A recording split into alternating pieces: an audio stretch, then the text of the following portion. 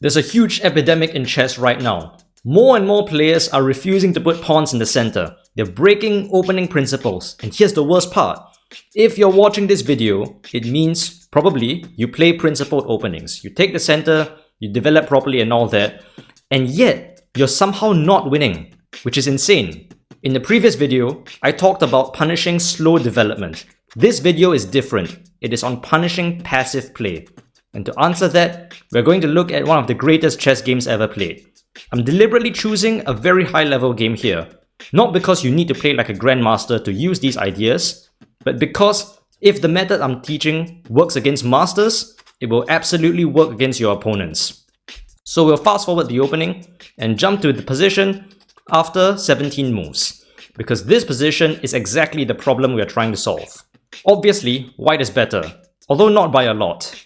And here's the tricky part. If you blindly apply the old advice, trade pawns when you're better, you might consider playing d5 here. But that's a mistake. All the central pawns come off, black's bad bishop gets liberated, and very quickly, we get into an equal endgame with zero advantage.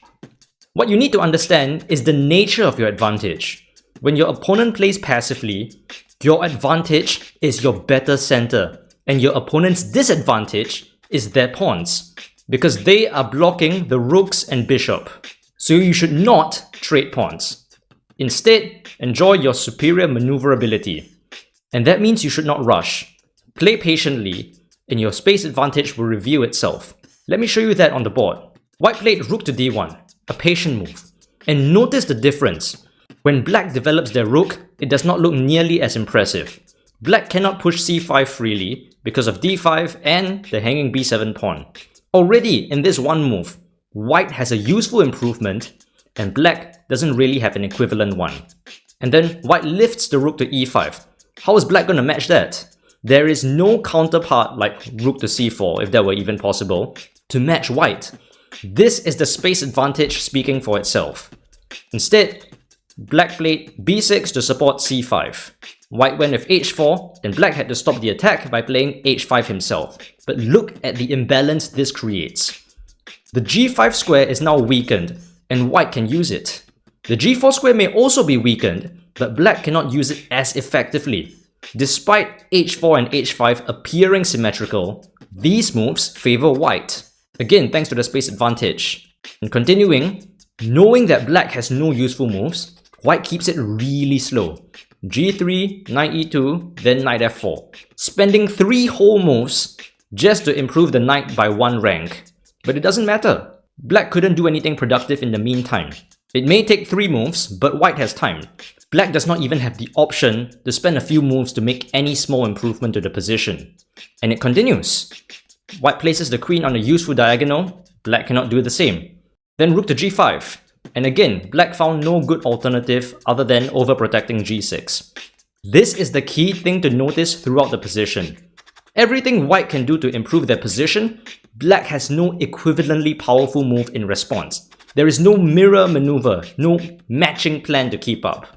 And now white's position is thoroughly maximized and is ready to open the position with d5.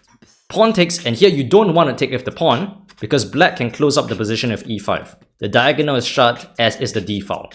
So comes knight takes d5, allowing you to double up rooks, and since this knight is pinned, you can skewer and take this bishop.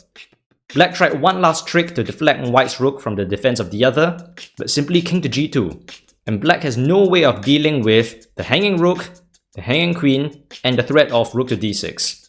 If you try queen to e6, there is still rook to d6 to save the rook with tempo first and then take the rook, completely crushing. And that's the lesson. When your advantage comes from pawns and space, patience is the punishment. Don't rush to open the position. Don't bail your opponent out by trading the very pawns that give you control. Improve your pieces slowly, deliberately, knowing that your opponent cannot use their moves productively in a cramped position. So that's the main message here. Don't try to win immediately. And if you found this lesson useful, subscribe and leave a like and share this video maybe. Is that too much to ask? Either way, I'm glad you've stayed through, and I will see you in the next video.